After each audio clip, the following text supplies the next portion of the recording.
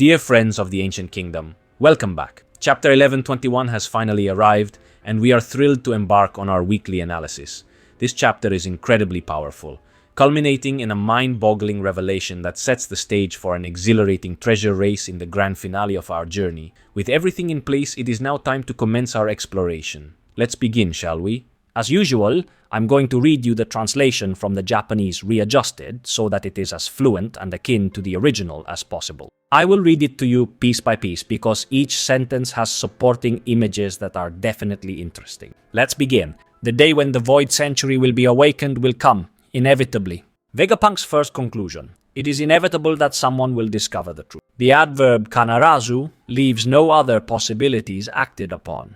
It also uses a passive verb, hu bichiko weireru, which translates precisely into awakening, reviving, bringing back someone's memory. So it suggests that it is something slumbering, which no one remembers but which can be unearthed. Here we see civilians putting their hands in their hair, some shocked, some dumbfounded, some almost jubilant. Everyone has figured out what they want, in short. It is a fact that the weapons that caused the man-made disaster of sinking continents around the world still exist for a reason. Powerful stuff here. Vegapunk confirms that the world has sunk because of weapons, but more importantly, it tells us that weapons still exist, because they have a very specific purpose, something we have been talking and speculating about for years. Now, what the purpose of Pluton and Uranus is we still do not know, but we know very well what the purpose of Poseidon is, which in fact is the first one we see in the images to the supports. Shirahoshi, the Poseidon weapon personified, has the duty of commanding of the sea so that they will drag the Noah Ark, in which someone or something will be loaded aboard for who knows what purpose. To save the people from the rising water? Or will there be more? We shall see. Then we have Nefertari Vivi, which is not Pluton, because Pluton is an armored ship, as we know, but which is related to Pluton for three reasons. The first is that Nefertaris has protected the poneglyph, indicating its location for 8 centuries. The second is that Lily has D, and therefore Vivi also has D, and therefore she is extremely tied to the weapon for this phantom purpose that Vegapunk has talked about so far. The third is that Vivi, if you remember, had only an idea of the existence of the poneglyph, but had no idea of the existence of the weapon. She later learned of it only through Crocodile during the Alubana uprising. However, although Arabasta's poneglyph has already fulfilled its task, having been read by Robin, she is currently still the protector of that historical truth, because she has never spoken to Robin about it. Vivi embodies the will of Lily and Cobra, and protecting Pluton was their task, along with the people of Wano, a country where Pluton is instead physically concealed. And that is why Vivi is associated with the Pluton weapon. The third image is the most beautiful of all. The Sky Peoples, particularly Konis, Aisa, Wiper, Kamakiri, Gembo, and Braham, and clearly the good Serpentine Nola, soar here in Skypiea. Of course, they do not have Denden Mushi, so they remain in their isolated ignorance. Now here I will have to speculate, but if my far-flung guess makes sense, the ancient Uranus weapon could be something that links these peoples to the distant and primal Lunarian people, to whom they refer with their clothing. Therefore, the idea that Uranus could be the spaceship by which the ancient gods descended from the moon to Earth becomes more and more tangible. But again, I am speculating here. Just as the descendants of the rare races that the causality of history has constantly sought to extinguish still exist.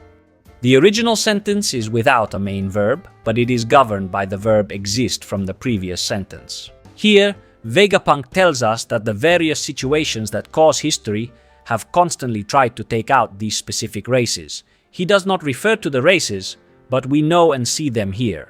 The Buccaneers, those who committed mortal sin and were enslaved and slaughtered, and here the importance of their blood is emphasized as if it were a crucial element in the events of the past. Then we have the Lunarians, the ancient gods of the world who the olden days lived on the Red Line. Look how beautiful the mustache Denden Mushi is, and who are still being sought by the government, so much so that they pay 100 million for even the slightest information about them. And finally the Three Eyes, about whom we know virtually nothing, except that the awakening of their third eye would seem to bestow the extraordinary ability to hear the voice of all things and thus extract information from the poneglyphs. Could this be why they exterminated them? It is likely. What does these three races have in common? That they are enemies of the world government. Hence my theory that the ancient kingdom was the realm of the ancient Lunarian gods grows stronger and stronger. By the way, the Aramaki cure on King had no effect. We see him looking good. Maybe Yamato will cross paths with him on his journey to the land of Wano. Who knows? In case of emergency, I want all of you to protect yourselves. Here we see Water 7 with Iceberg, Tilestone, the young Secretary Alice, and Peeply Lulu. Why them? Because Water 7 is implementing the floating island project to protect itself from the Aqua Laguna that increases its flow every year. Obviously, luck and fate have helped Iceberg save the city from the future sinking of the islands as well. Whatever happens, I believe in the wisdom of people. I believe in science. Here we see three scenes in which the greatest surviving exponents of science appear. Caesar and Judge obviously arguing. Who knows what for, I wonder, over who is the best in the world now that Vegapunk is dead. Easy. Clearly the kingdom of Germa is safe, moving on giant snails that float on the sea and can also climb the red line. Then we see Weatheria's scientists, the climatologists, safe on their island in the sky. And finally, of course, Egghead burning completely in pieces. Nice focus on the bottle-emitting island clouds, which, as we know, can float and support structures, civilizations, and cities. Whether it is a temporary solution to the sinking of islands in the Blue Sea, we will understand. 25 years have passed since Roger's death, 2 since the death of Whitebeard. The fall of legends is nothing but the beginning of the new era. There is a rather trite sentence here, but it glues in with the final discourse that opens now. Now, those who cannot be suppressed despite all attempts are precisely them, those who paradoxically have come closest to the truth. Who cannot be suppressed, eliminated, deleted despite all efforts put forth? Obviously those who have D in their names, which Vegapunk mentioned in the last part of the message. Message that unfortunately came to us incomplete due to Emmet's fall into the sea. As he says this, we see Saturn torn to pieces by Luffy's fists. The old man falls into the sea. The giants exult to their deity Nika. Bonney cries in joy and outburst, and Luffy laughs it off. Also, the close-up of Kuma hinting at a smile is beautiful. And then, as Sunny appears in the sky, Vegapunk says, "That's them," by including Luffy's entire crew in the equation. The pirates expected by Roger and crew. The pirates expected by Joy Boy. Those who would come to the New World and free Wano. Those who will surpass Roger and even Joy Boy himself, succeeding where he and his companions failed 800 years ago. Today, thanks to Robin, the chapter's great absentee, the Straw Hat Pirates are the closest to the truth, the whole group together. But mind you, Zoro has sensed something. Clash with Venus Zoro still possible? I'm crossing all my fingers, even my toes. I want the clash, I want the battle between Zoro and Venus Zoro. No, it may have been Roger who orchestrated the whole thing, but there is no guarantee that it will be the one Joy Boy desires who gets it. The message here breaks for a balloon.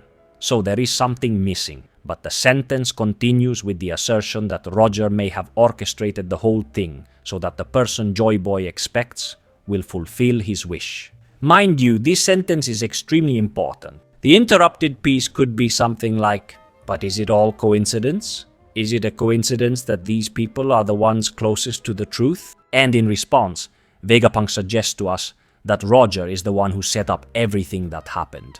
But clearly there is always the possibility that it is not the one Joy Boy desires to get that thing. That thing is the treasure, clearly the one piece which he will then close with. So Vegapunk, in the interrupted message part, said, and thus found out that Joy Boy has a desire, here he takes it for granted as he speaks, and that this desire involves those with a D who move with the primal instinct to do something that drives and compels them to act in a certain way. That this desire is the will of the D, and that this desire involved all the Ds, but in particular one of them, who precisely would be the new Joy Boy, seems obvious and obvious to me. But for the sake of argument, things don't necessarily have to go the way he wishes. The Jinx sees very well, doesn't it? It is beautiful here how Rayleigh sleeps rotten and drunk on the table, with that woman's heart of Shaki covering him so that he will not catch a cold. Then we see all those old hearts of Blackbeard's crew, first praising Vegapunk, who gave them an incredible dream, and then to their fleet admiral Teach, who still hasn't returned from winter, where he defeated Law and whom they are waiting for to take to the sea and go get everything. On the one hand, Beehive, Blackbeard's lair. On the other, the Red Force, the ship of the red-haired pirates, who have sailed from Elbaf to an unknown destination. Will they have settled the Bartholomew business by now? Are they heading for Beehive to finally have the long-awaited face-to-face with Teach? The only certainty is that Shanks is drunk. Nothing new, in short. But of course, there is also no shortage of the greatest of the greats, the true and rightful king of the pirates, the greatest crowd pleaser, the mythical, the great, the exalted, the celebrity clown, Buggy, whose underlings praise him for his greatness. After all, he is also one of Roger's crew members, is he not? And so, as a result, he also knows everything as well. Perhaps.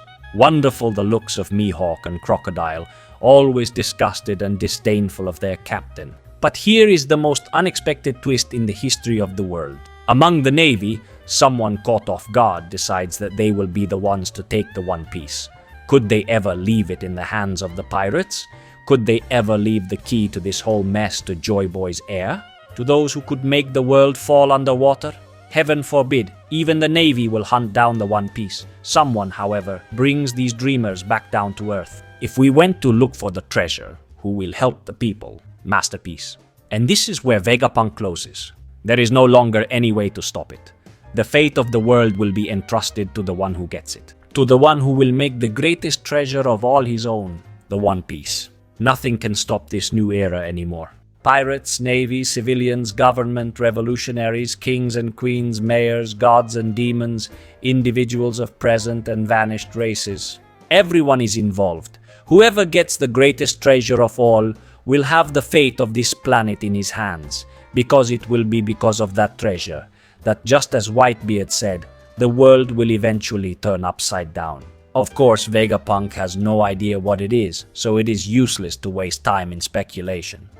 And with this most powerful table, Oda closes chapter 1121. I have seen many on Twitter making associations between characters based on positions. In my opinion, the two tables should be superimposed to make sense of the big picture. Shanks and Teach, the long-awaited challenge, the showdown between a D and a celestial dragon, the explanation of why the Scar and the Red's obsession with Blackbeard.